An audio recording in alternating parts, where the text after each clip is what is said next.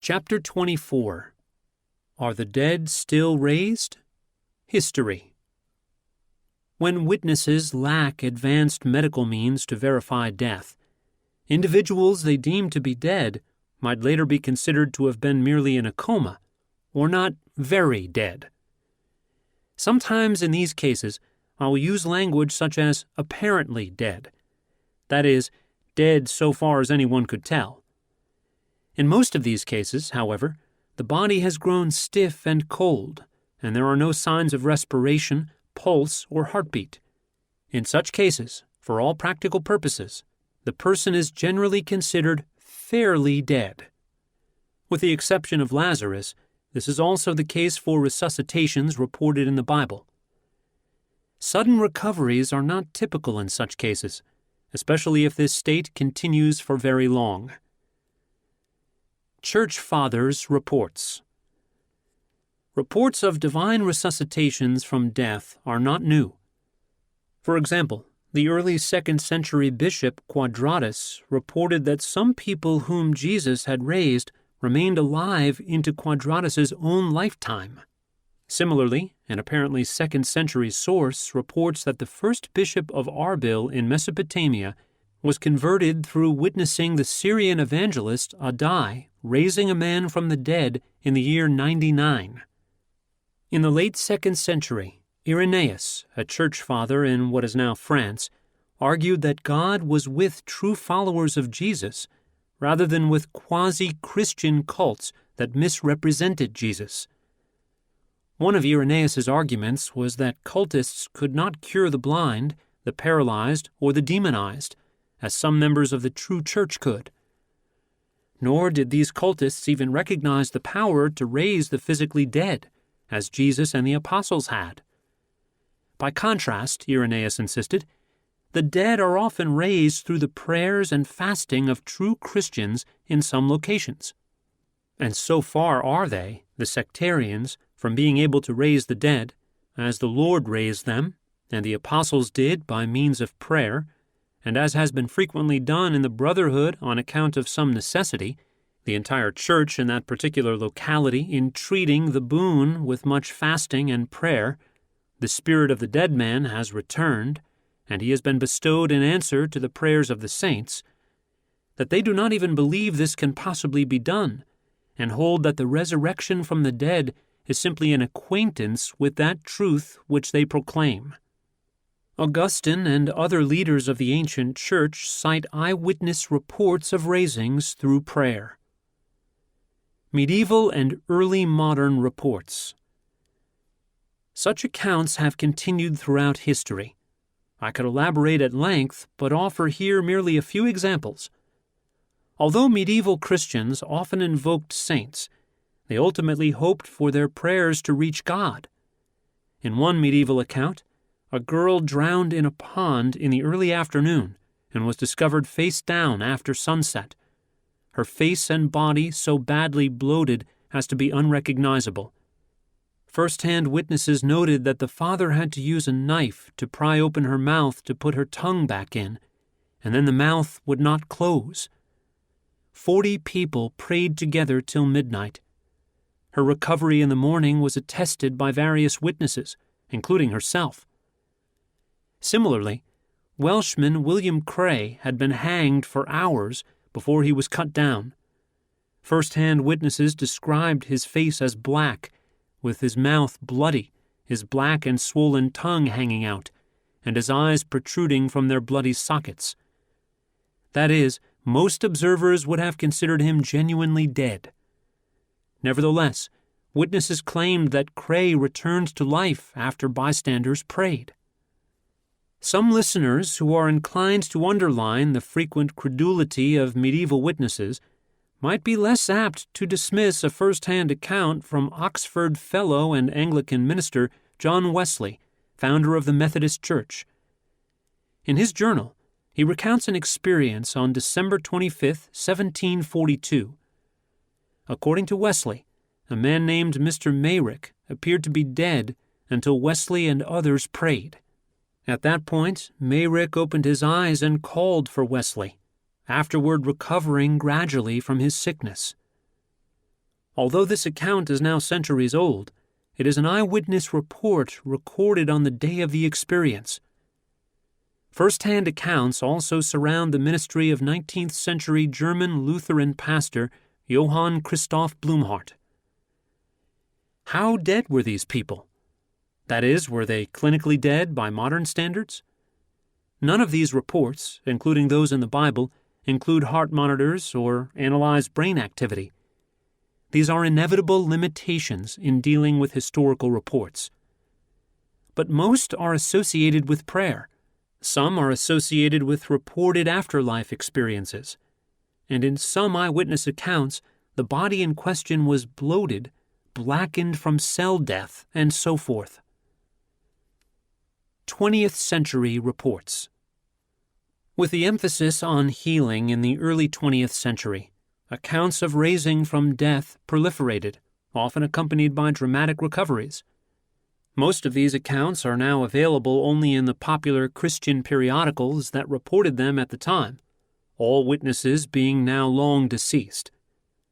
Mike Finley, however, helped me trace one such report back to the records of earlier witnesses, including the attending physician, which were cited in local newspaper articles, some published within days of the event.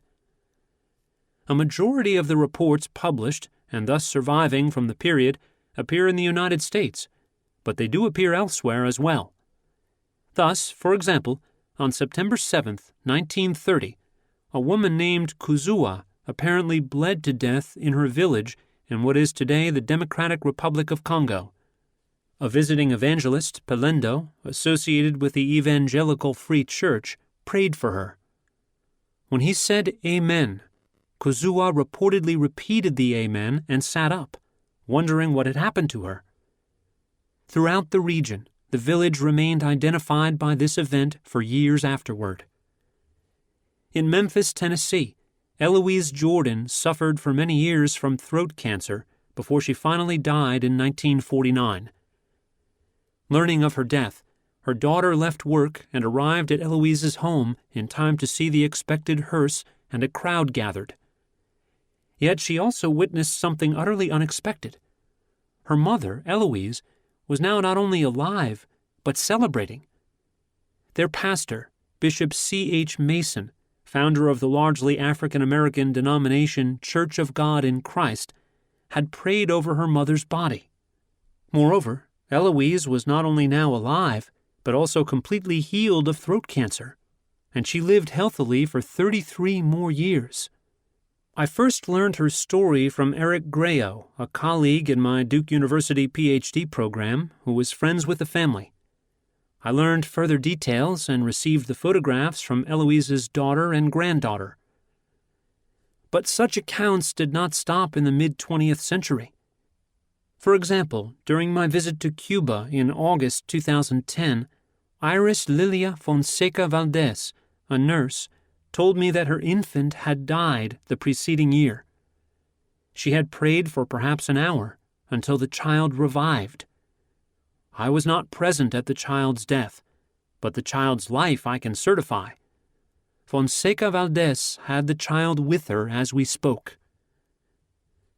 The next few chapters offer further examples of raisings from death in Africa, Asia, and the contemporary West, as well as from doctors and from witnesses I know firsthand. Chapter 25. Are the Dead Still Raised? Africa. Eyewitness accounts of resuscitations from death seem more common in Africa than in the West, not least because in Africa there is often less access to medical technology that could prevent many deaths. 2 decades ago, Asayehin Berhe, then the General Secretary of Evangelical Churches Fellowship of Ethiopia, is quoted as reporting that raisings were considered normal in Ethiopia. A family friend in Cameroon. When I was giving some lectures in Cameroon in 2013, I met a humble and self-effacing pastor named Andre Mamadzi. Although I got to know Pastor Andre in person only over the course of a week, 2 respected contacts had introduced me to him, both insisting that they knew he had reliable accounts of healings in his ministry. One was Dr. Daniel Hume, president of Faculté de Théologie Évangélique du Cameroon. The other was my own brother-in-law, Aimé Musunga, who teaches New Testament at that seminary and had worked for a long time with Pastor Andre. Among Mamadzi's accounts was one of a resuscitation. A 6-year-old girl named Olive had died in the morning, and doctors had insisted that she could not be revived. Lacking any other means to help their daughter, the desperate parents finally carried her body to Mamadzi's church, which was known for prayer, and laid her on a table in his office. Mamadzi and his assistant Samuel were preparing for the midweek prayer meeting and asked them to remove the girl's body. But as Mamadzi saw the broken parents weeping, he decided that it was better to at least pray rather than simply send these visitors away. "We don't have time," Samuel protested, but they began to pray. Soon it was time to begin the prayer service, 6 p.m., so Mamadzi urged Samuel to go out and start the service by himself. "I'll be out soon," he assured him. As Mamadzi continued praying, he felt increasing faith and heard a clear voice, like someone speaking in his ear. "Do you remember what Jesus did with Lazarus? Call the girl's name." He had forgotten her name, but the voice reminded him. He called out, "Olive." Nothing happened. He called a second and third time. The third time, her eyes opened. A few minutes later, Samuel looked on aghast as Mamadzi did indeed join him in the service. Walking hand in hand with him into the sanctuary were Olive's parents, and Olive herself, alive. At the time that I interviewed Pastor Andre, 5 years had passed since Olive's raising, and she remained fine. I asked whether her parents had joined the church after Olive's raising. "Of course," he laughed. Meanwhile, my translator turned to me amused.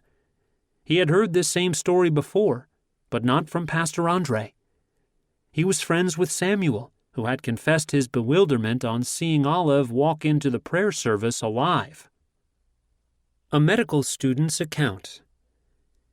In 2017, a medical student and former nurse in Boston shared with me a raising that he experienced in his home country. Ifanichukwu Chinadozie, from southeast Nigeria, certainly does not oppose God's activity to medicine. He believes that medicine is an extension of God's healing power for people around the world. He and his family were originally steeped in traditional African religion, but when he was 8 years old, a man dressed in white kept appearing to him in dreams. Afraid, his family went to a nearby church to get help from the Christians, and the entire family soon became Christians. While Ifani was in high school, he was a leader of the Fellowship of Christian Students. One day when he was preaching, he became aware that a woman was crying outside. He asked what was wrong, and she replied, "My mother was pronounced dead after spending a week in the hospital. I'm not here for comfort," she insisted, "but I believe that God will use you to raise my mother." Ifani was taken aback. He had tried that once before, without the Spirit's leading, and it hadn't worked. But he felt as if God wanted him now to just act in obedience, so he told the woman to get olive oil. When she brought it, he and the other Christian leaders at the school prayed that God would raise the mother up according to the daughter's faith. He handed the oil back to the woman and instructed her to pour it on her mother's body. Ifani was not sure what to expect when the woman approached him 3 days later. "I poured the oil on my mother," she reported, "and my mother came back to life." Even the daughter had been shocked, and when she screamed, others had rushed into the room. Ifani and his fellow student leaders were delighted, and the family now brought them to a celebratory feast they had prepared. There they introduced Ifani to the mother and explained, "This is the man of God who woke you up from the dead." Ifani protested immediately, "That's not right. Did you even see me by your bedside? It was Jesus who woke you up."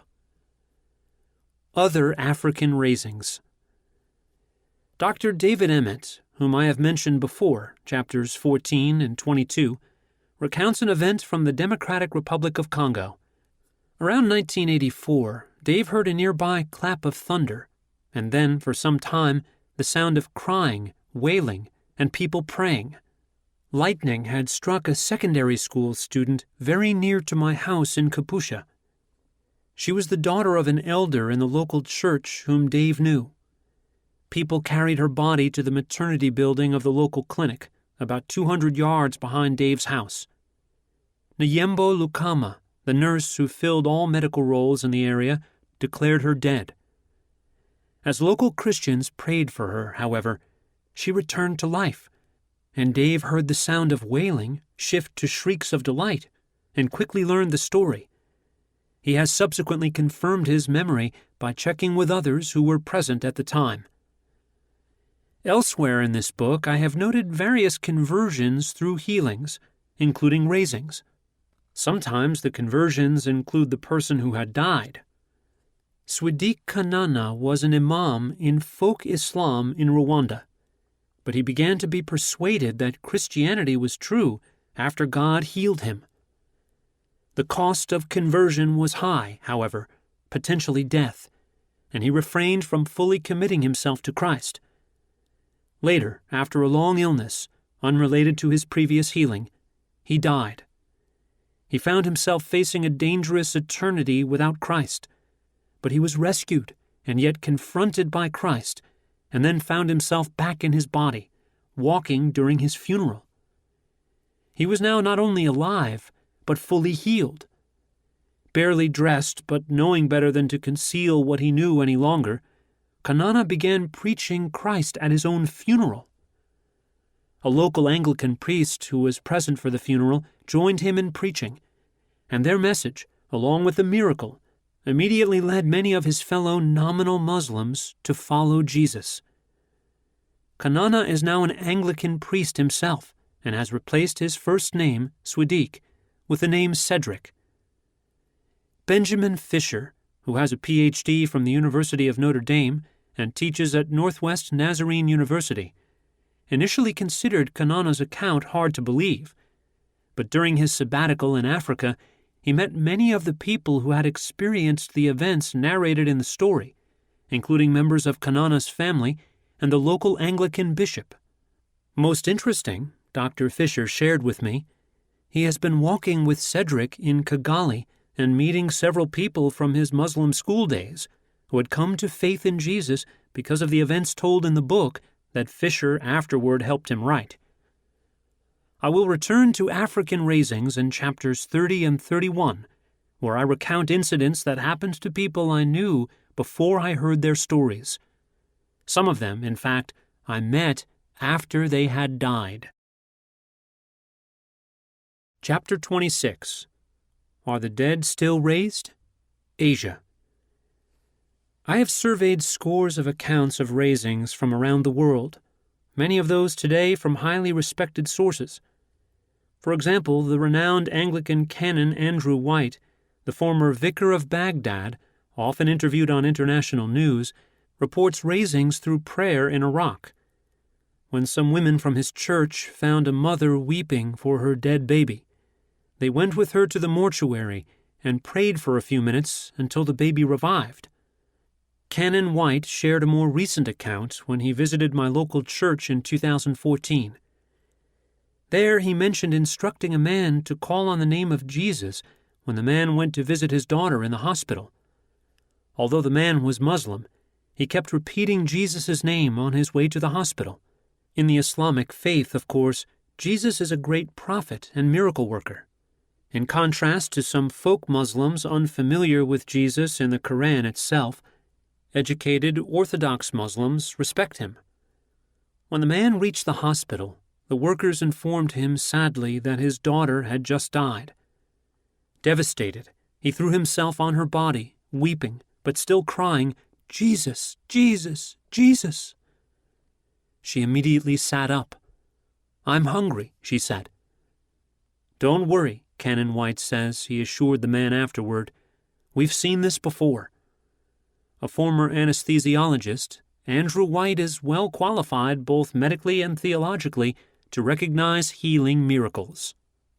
Indonesia Rising. 2 of my students shared with me their accounts during a week in 2015 in which I was giving some lectures in South Sulawesi, Indonesia. Cornelia Makani told about the raising of her baby sister in West Timor, whereas Sifra Ndawu told about herself. Here I will summarize only Sifra's experience, which she shared with me only because she had a question she did not understand.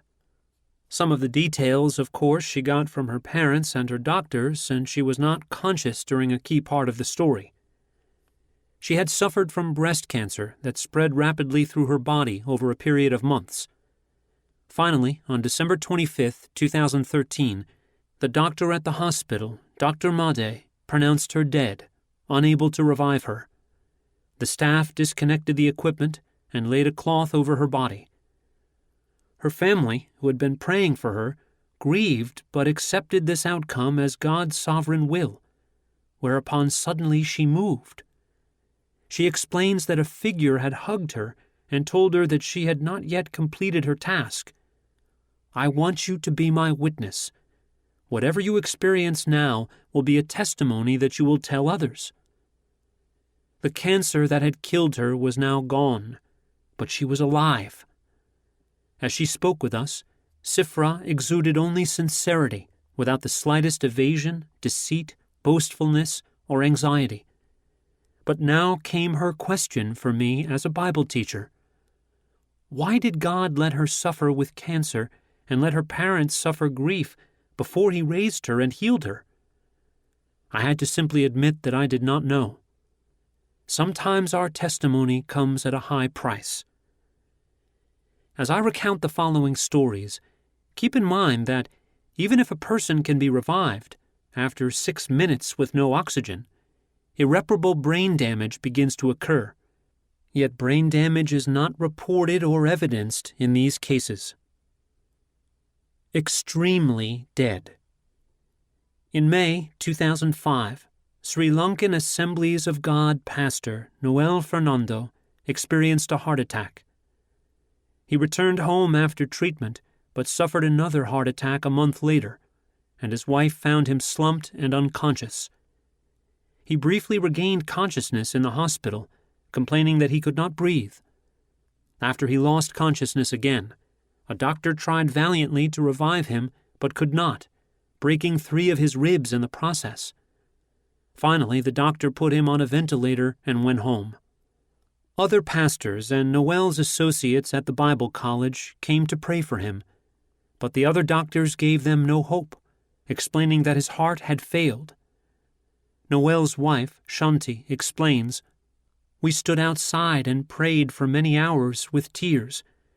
When the doctors noticed this, they said, 'The patient inside is not breathing, and once the doctor who admitted him comes, we will remove the ventilator.' They asked us to go and make the necessary arrangements for the funeral. The admitting doctor had not returned to sign the release for the morgue, however, so the believers kept praying. Suddenly, Shanti explains, after nearly 30 hours, there was movement in the body. The heart started beating. The doctors who insisted that there was no hope were amazed. She adds, 'My husband said that during those hours when his heart had failed, he felt the presence of God, and that God showed him many faces of foreigners and requested him to serve them. God had told him that He was going to use him as a mightier witness than at present.' Because there was little privacy in the hospital, not only doctors and nurses, but also many patients were aware of Noel's death. Other workers and patients in the hospital who belonged to various religions all recognized this as a miracle. Some even laid food at the foot of his bed as offerings in accordance with their traditions. Noel's one remaining problem was 3 broken ribs. Contrary to predictions, Noel had no brain damage. He fluently and regularly interpreted 3 languages. Before I had more direct access to his testimony, I learned it from a U.S. missionary for whom he regularly translated. She testified that everyone in the Bible college knew the story, Noel went on to have a great ministry of healing for others, until he passed away again some years later. India rising. India offers many examples of reports of raisings from the dead.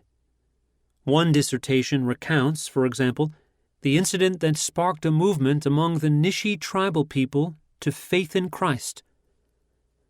When a Nishi government official's son died, he learned of the Christian God Jesus who had raised Lazarus. After he prayed to this God, his son revived.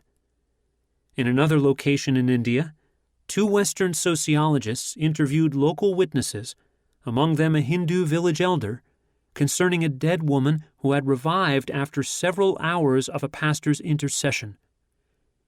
The sociologists also researched another incident, reported by local newspapers, in which a pastor prayed for half an hour over a corpse with worms in its nose.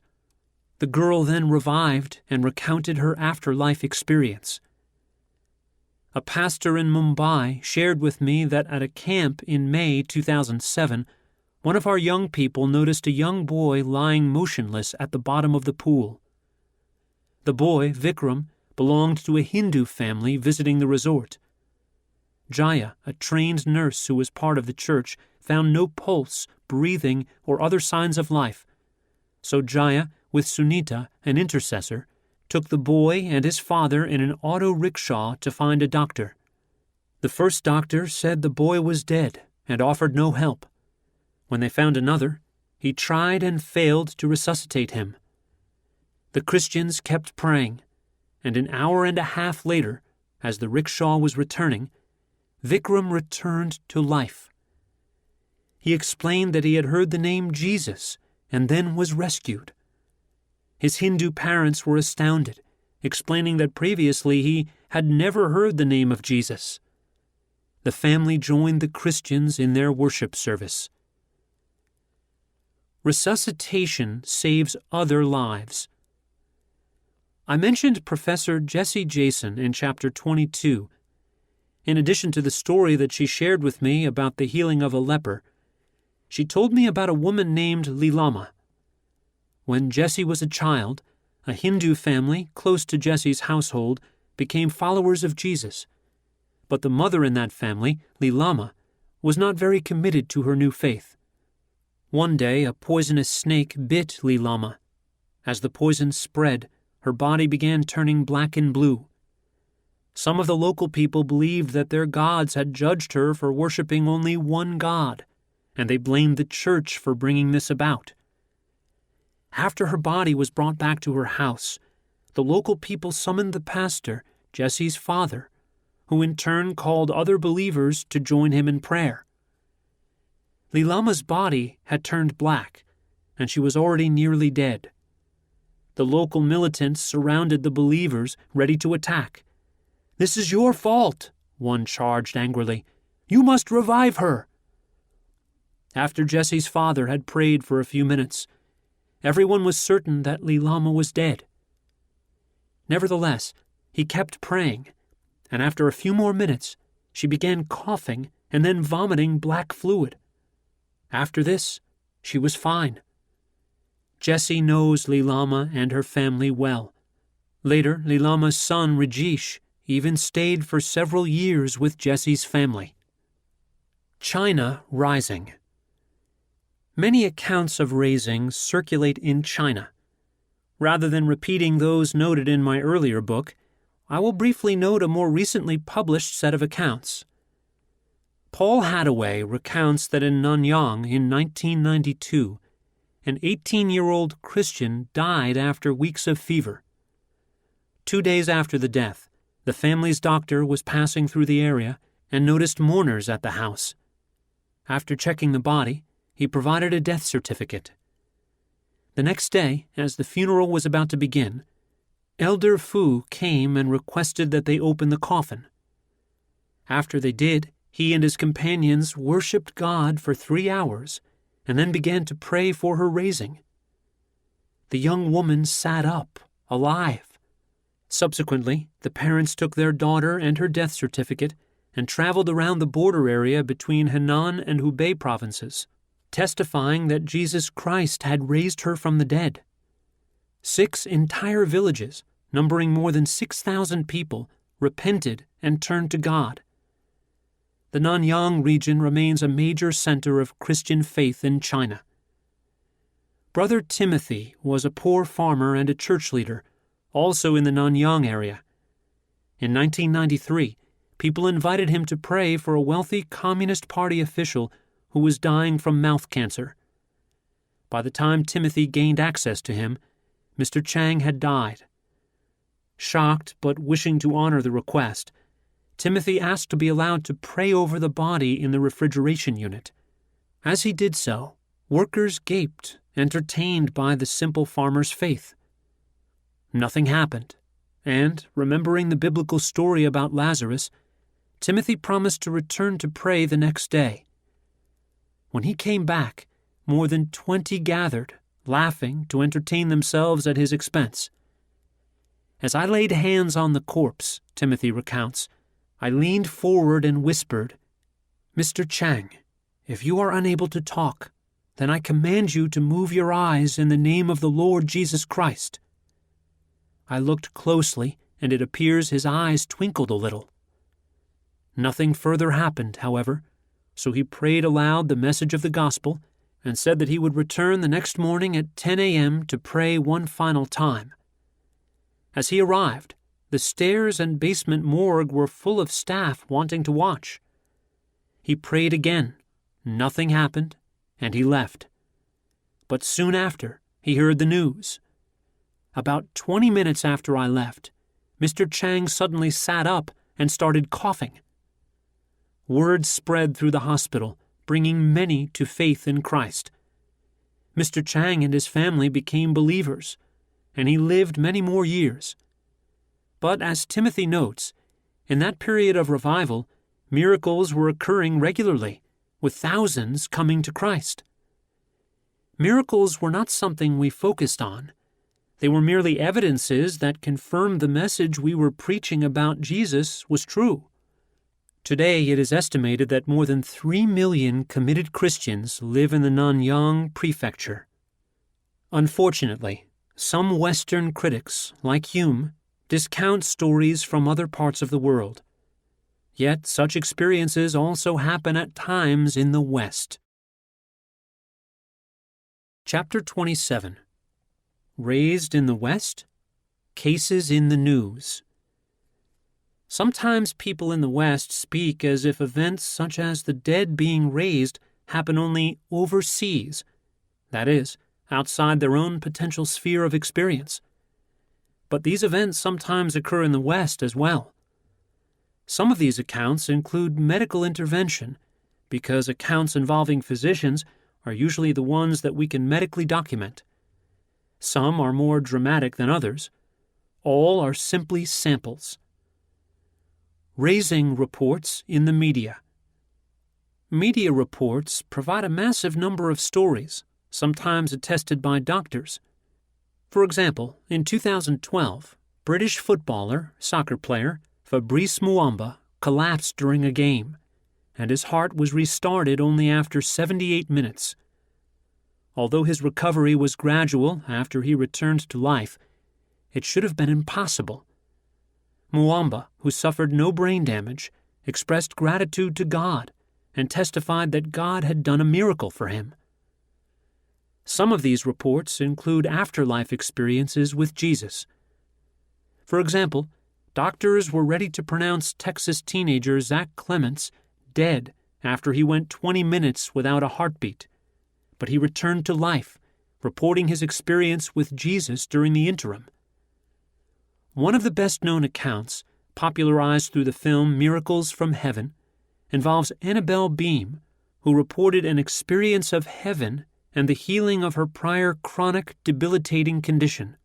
A film was also made about the account of Baptist pastor Don Piper, who was killed in a vehicle collision.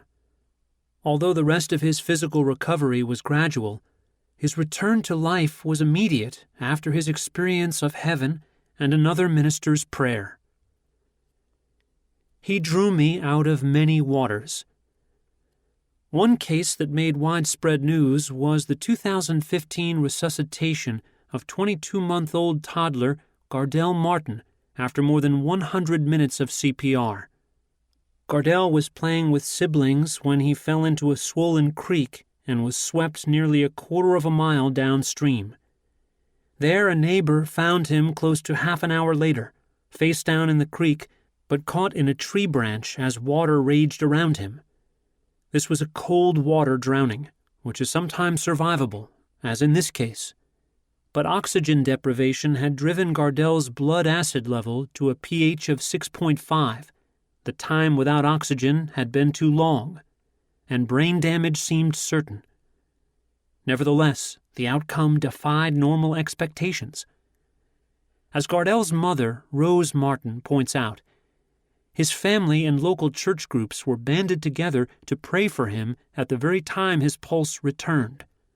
Frank Maffei, the physician who oversaw Gardel's early hours in the pediatric intensive care unit, testifies to his delight that Gardel was conscious and answering questions just 8 hours after his pulse started again. Dr. Maffei considered the rare collocation of factors that preserved the child miraculous. A week after Gardel's resuscitation from death, a CNN video shows him running around playfully. Even his parents were astonished at the recovery. Breakthrough. Another case that made widespread news, and one that I shall elaborate more fully here, is that of 14-year-old drowning victim John Smith. This story also became a major motion picture, Breakthrough, released near Easter 2019.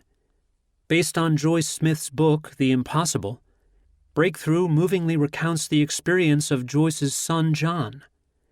In 2015, John fell through lake ice on a frigid January day.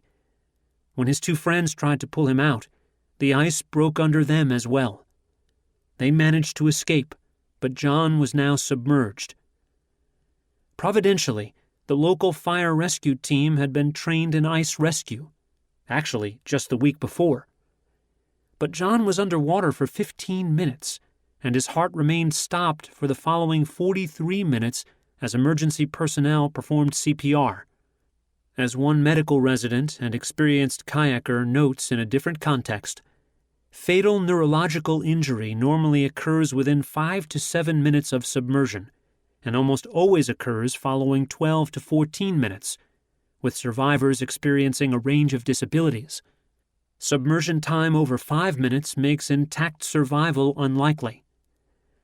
He goes on to note that, despite 500,000 fatal drownings per year, miracle cases are rare, with just 43 documented cases altogether of survival with near normal functionality after more than 4 minutes underwater, all of them concerning individuals smaller than John.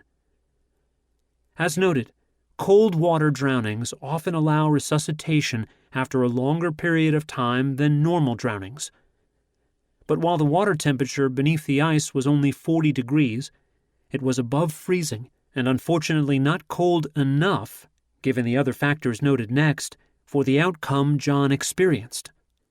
Emergency room doctor Kent Stutterer and his team valiantly tried to revive John, but after exhausting all possible resources, Dr. Stutterer allowed John's mother to say goodbye to her deceased child. Instead, she screamed a desperate prayer, and the heart monitor abruptly and spontaneously sprang to life. Astonished, the medical team jumped back into action, preparing to transfer John to Cardinal Glennon Hospital in nearby St. Louis. But while Dr. Stutterer and his colleagues all publicly acknowledged the resuscitation during prayer as a miracle, he believed that it would take another miracle even to get John to the hospital still alive. Nor, once John arrived there alive, did the specialists at Cardinal Glennon give John much of a chance of making it through the night. Although John was now alive, he had been dead for over an hour. His lungs were full of contaminated water that had infected his entire system. He experienced heart failure, liver failure, acute pancreatitis, and ischemic bowel necrosis. Every organ was in catastrophic failure. Dr. Jeremy Garrett, an expert on drowning, had rescued many drowning victims only to have them never awake from comas. John's brain, like his other organs, had been oxygen-starved for too long to recover. Although there are many stories of cold water drownings with surprisingly good outcomes, those require a special combination of factors, none of which were present for John except the cold water, Dr. Garrett explains. And even that, as mentioned, wasn't cold enough for someone of John's size.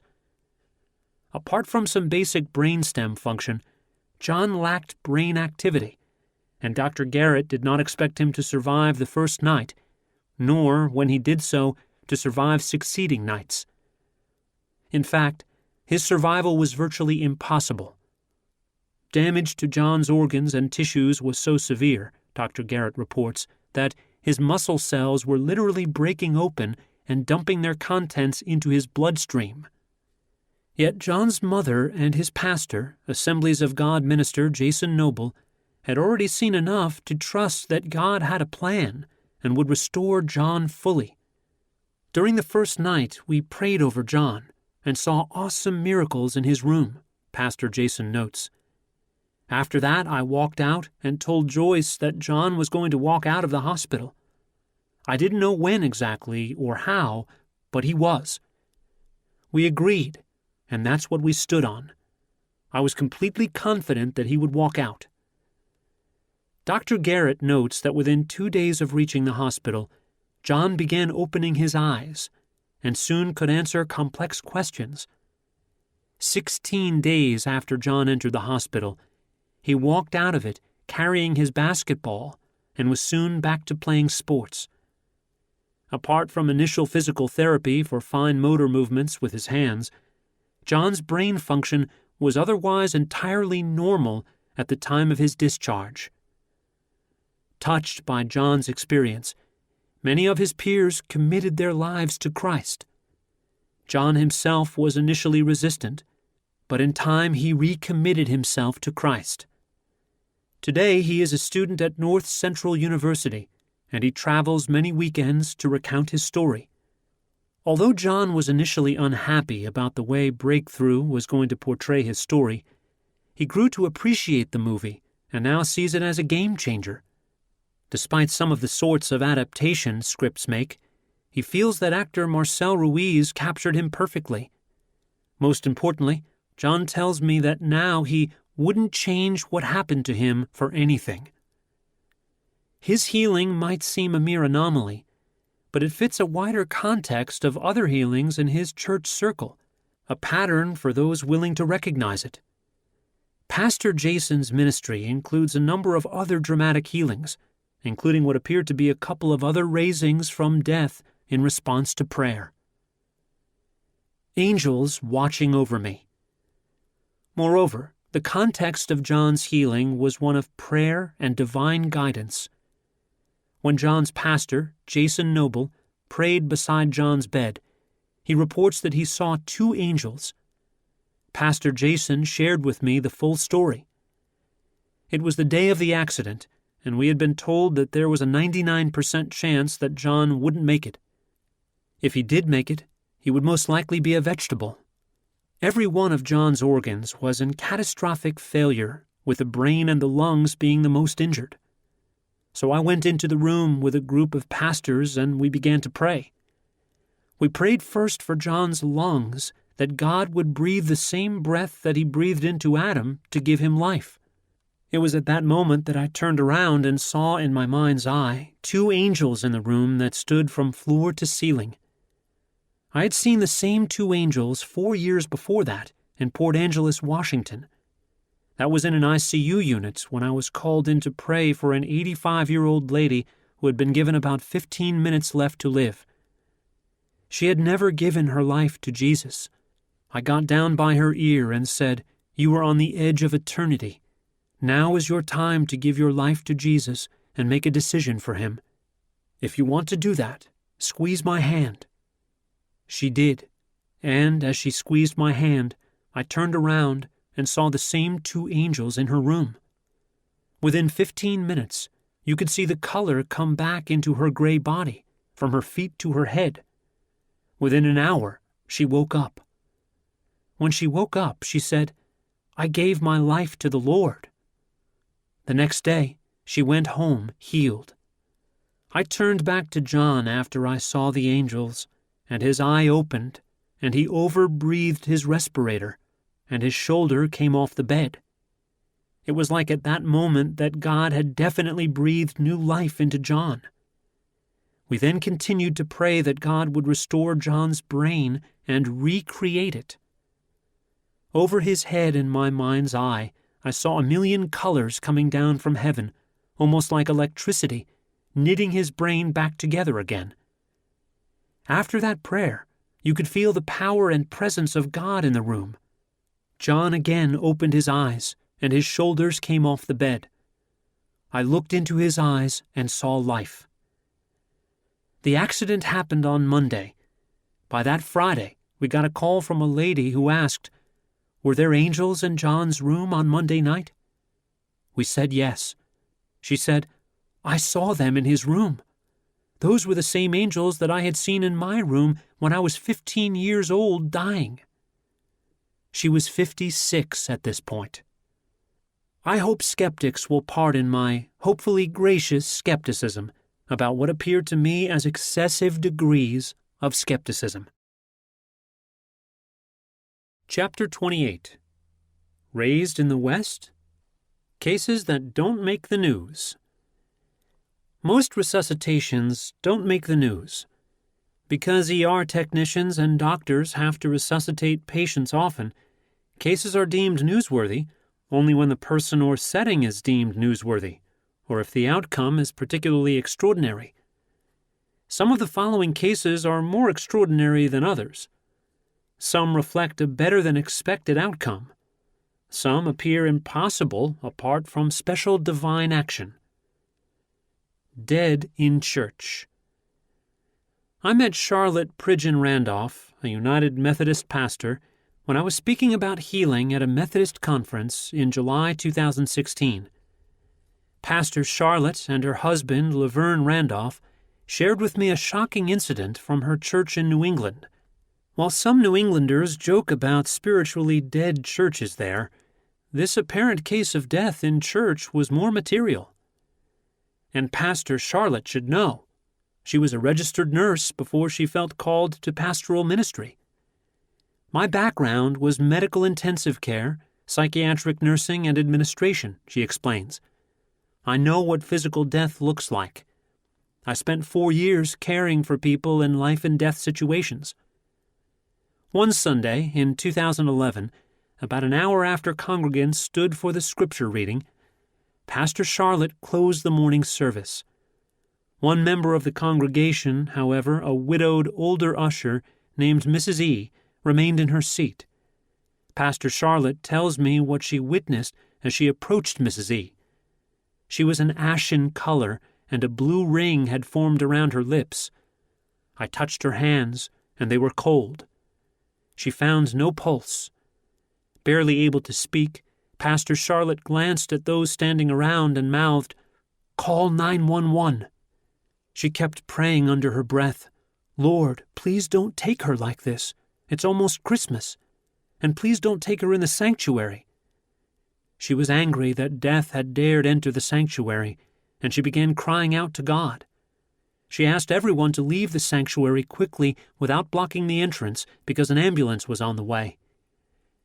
The ambulance, however, took 20 minutes.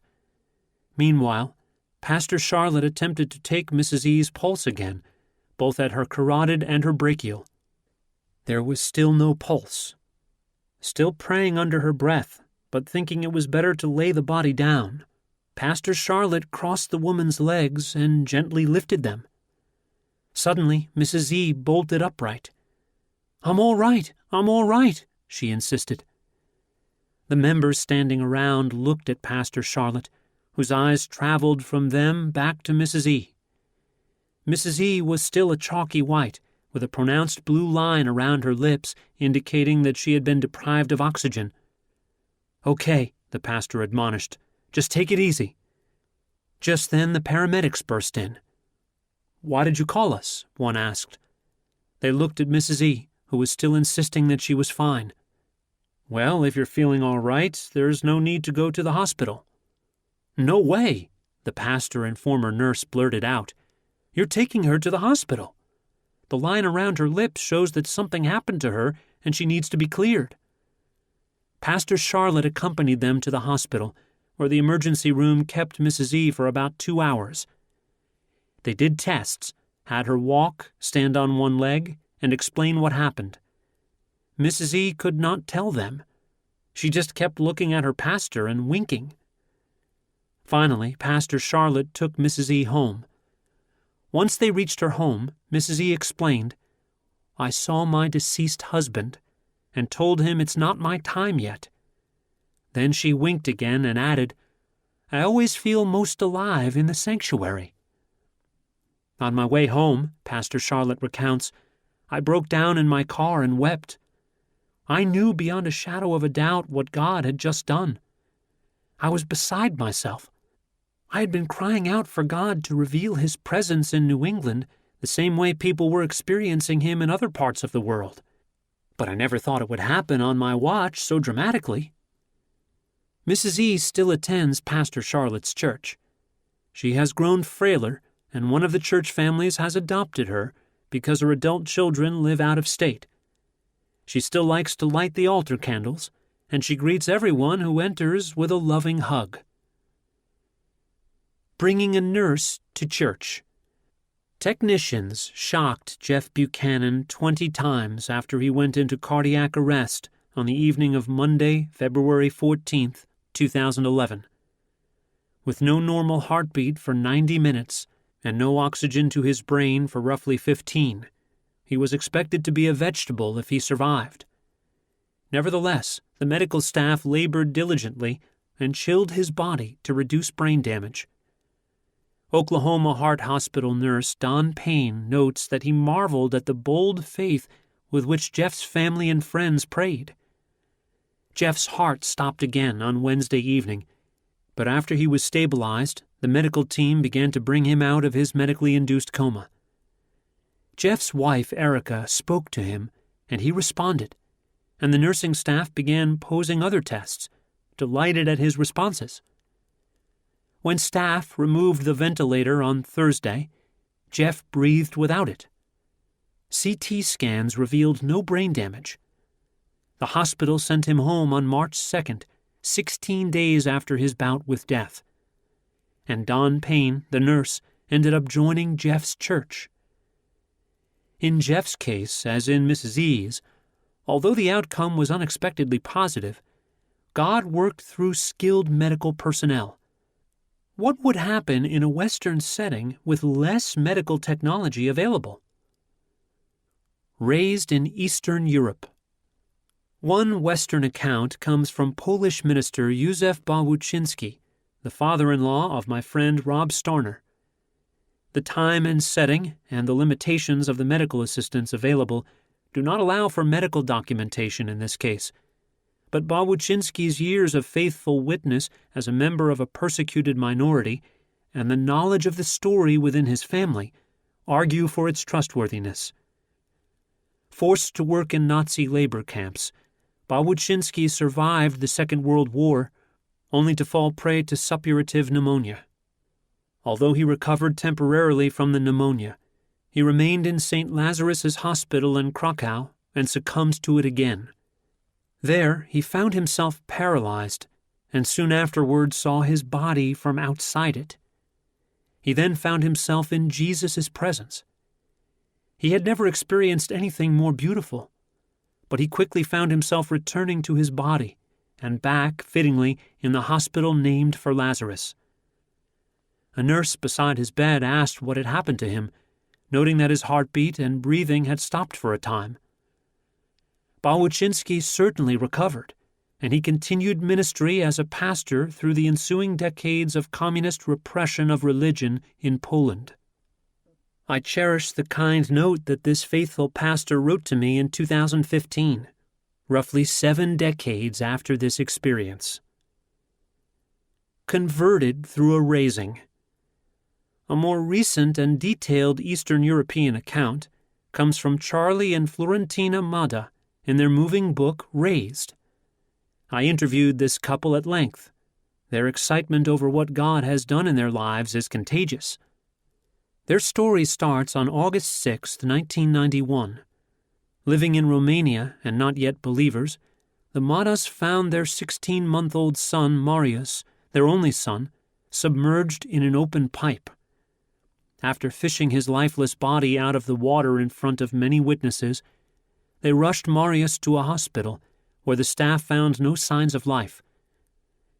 Because the staff found no heartbeat or reflexes, they administered no medical help. Nevertheless, they allowed the desperate parents to work through their grief beside the body.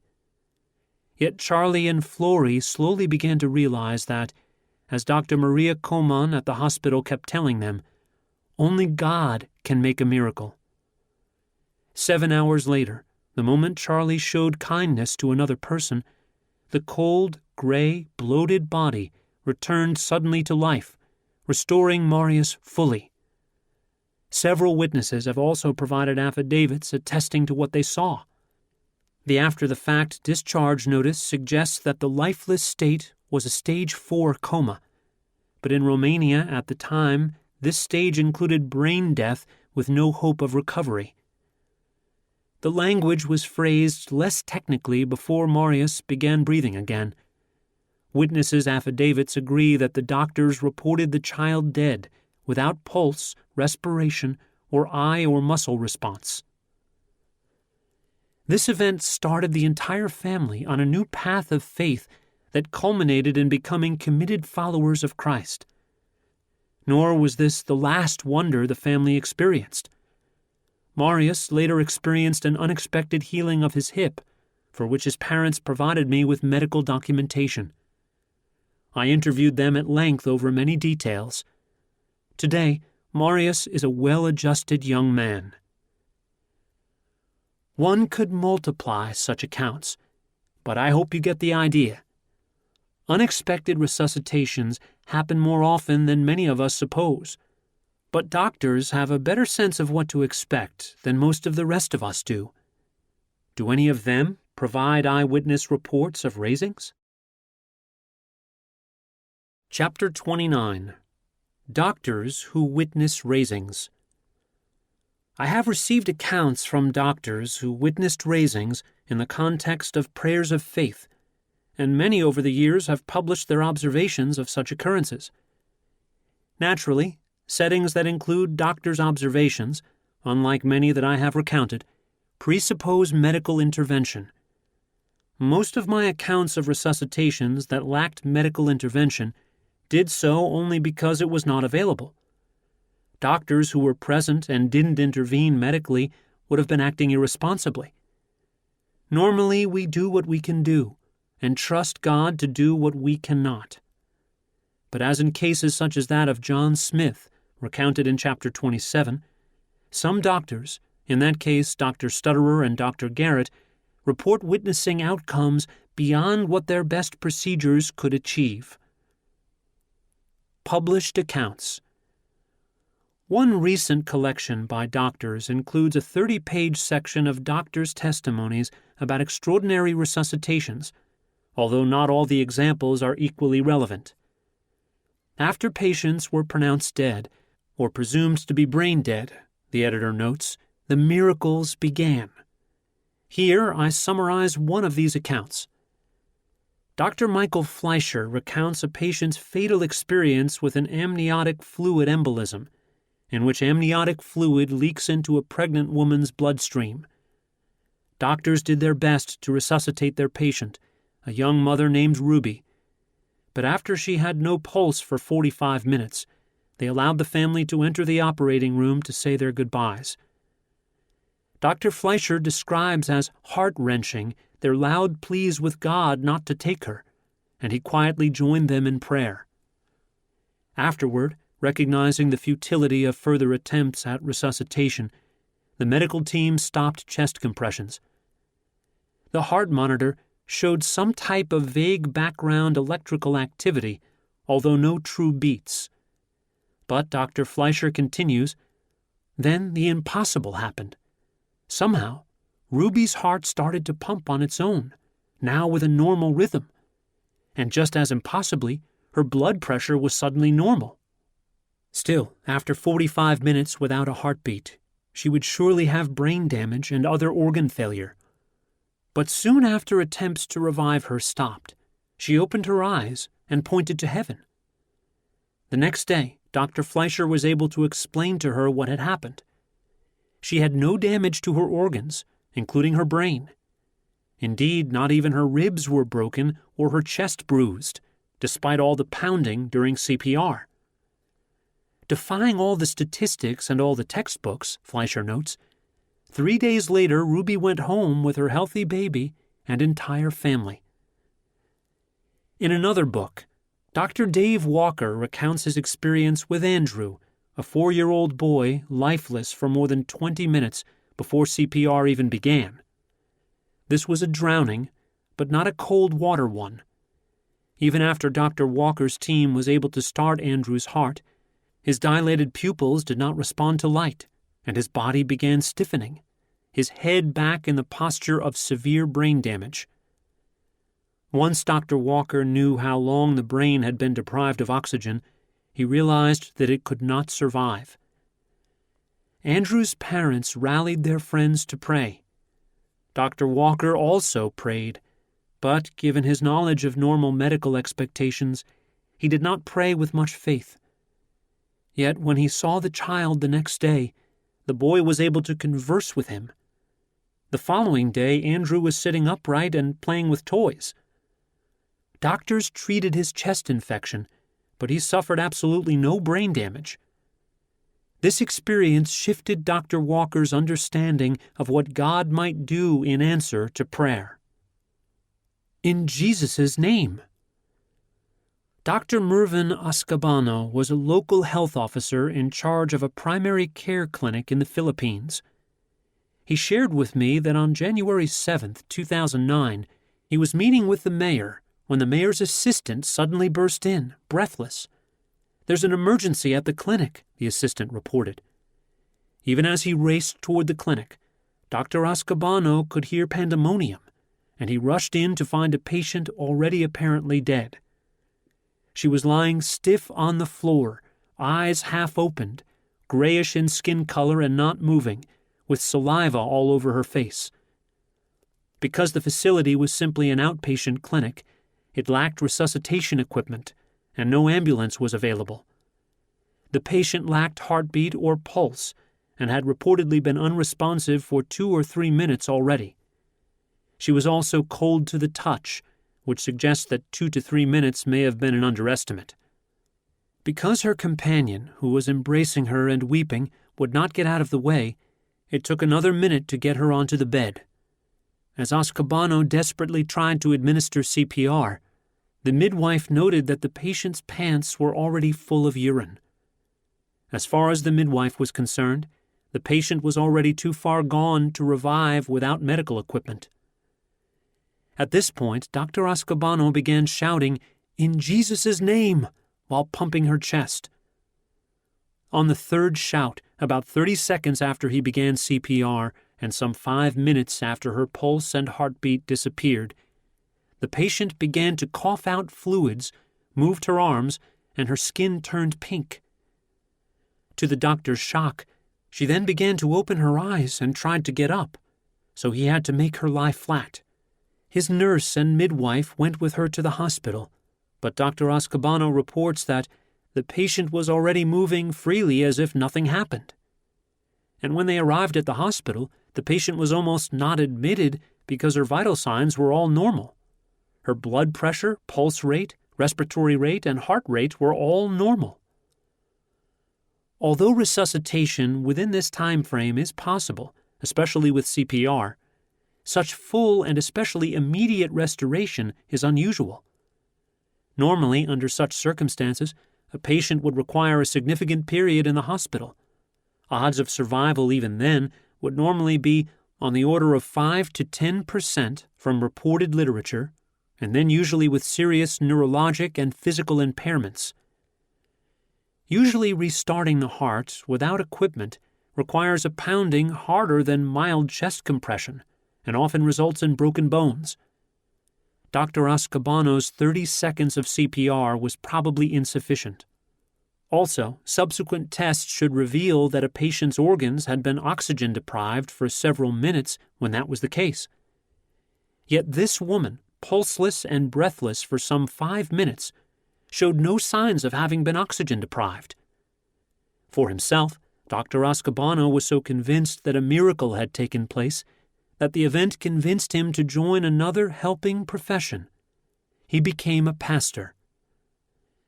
I asked an old friend from Duke University, Arthur Williams, now an emergency room doctor, about this experience. He responded that he understands. He often prays for patients and sees immediate results.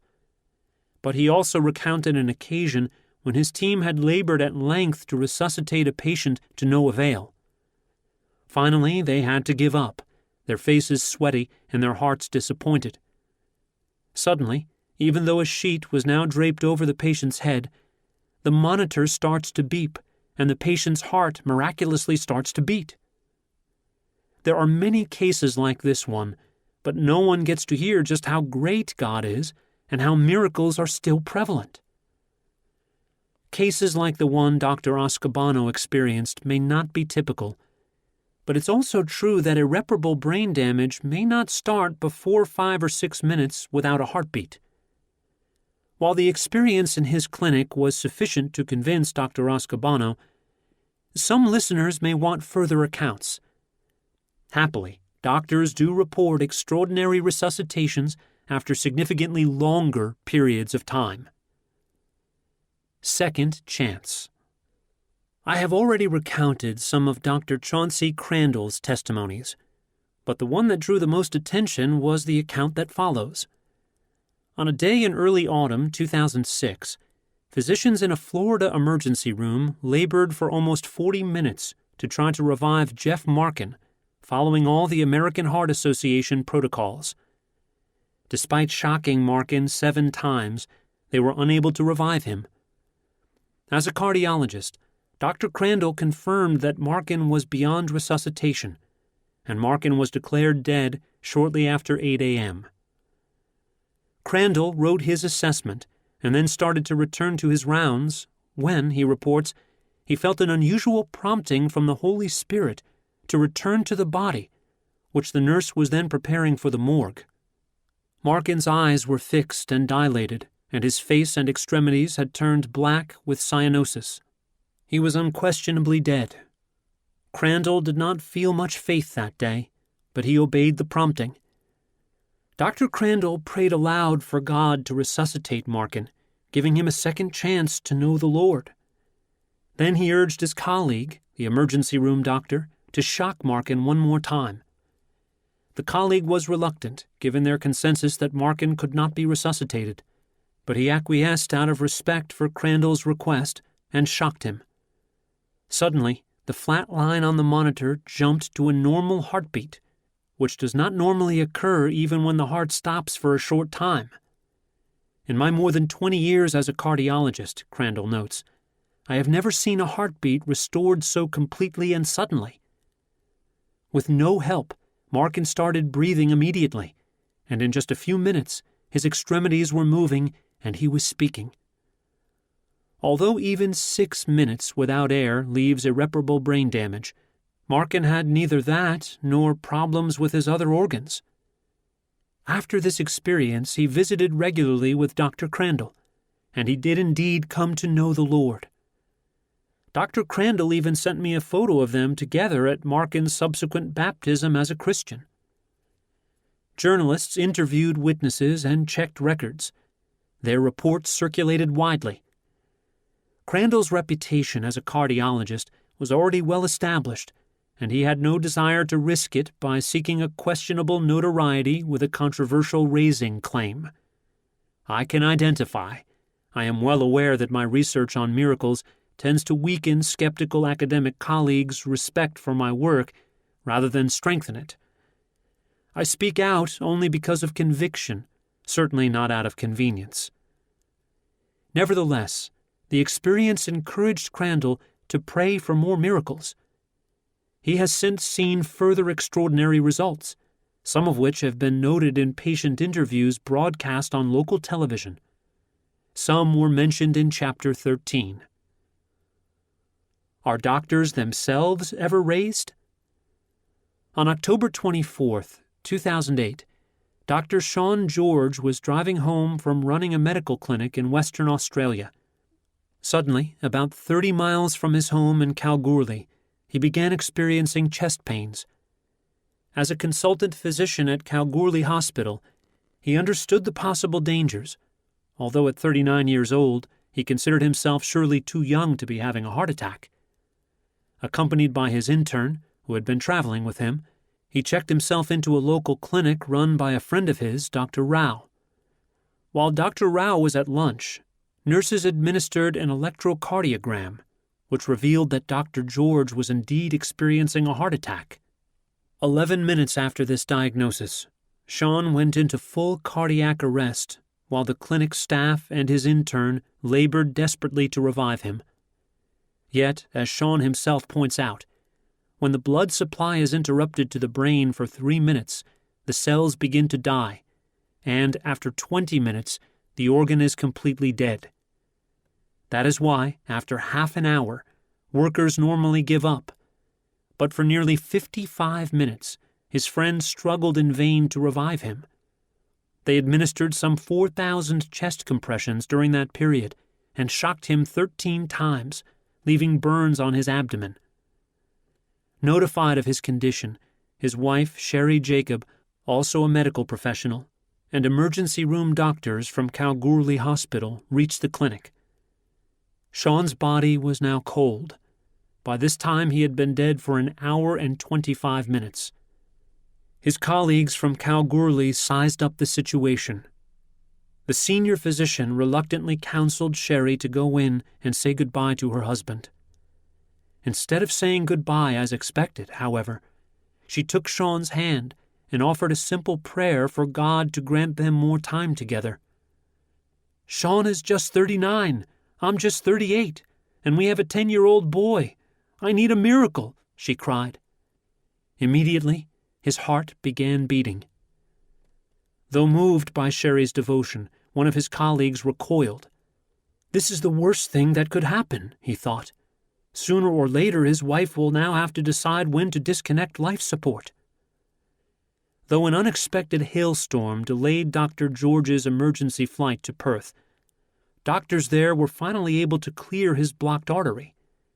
Nevertheless, his survival seemed uncertain, as Steve Dungy and other doctors who were present now testify. Sean already had acute kidney and liver failure, as records subsequently made available to the public clearly show, and doctors were certain that he would have irreparable brain damage. 3 days later, however, he awoke with full brain function and began talking. He had not experienced loss of memory, and he began reading his own medical charts. 2 weeks later, he was discharged from the hospital, and within 3 months, he was back to working full-time. As Pravin Sulya Shetty, consultant physician at Kalgoorlie Hospital, puts it, "To come out of a situation where all your organs needed some kind of support, and despite 3 days of being in a coma, your brain functions were not compromised. I must say that it's not possible to explain this in medical terms." 3 of the doctors who witnessed Sean's death were Christians, but 2 others were Hindus and 1 was a Muslim. All recognized the miracle their colleague experienced. Aware of the significance of his experience, Sean kept the medical records, including the original defibrillator logs. Sean subsequently made available on his website the medical details and documentation, as well as his testimony and some articles about his extraordinary recovery. Sean is head of the Department of General Medicine at Kalgoorlie Health Campus, previously Kalgoorlie Hospital. Dead for more than an hour under clinical conditions. Sudden restarting of the heart after prayer. No brain damage. Isn't there something noteworthy about cases like Dr. George's? But while clinical conditions are not available everywhere, such resuscitations after prayer are not unique. Trustworthy witnesses with something to lose, that is, people who meet one of Hume's chief criteria for witnesses, report events like this around the world, and usually in settings where, unlike in most of the cases recounted in this chapter, medical technology is not available to help in the recovery.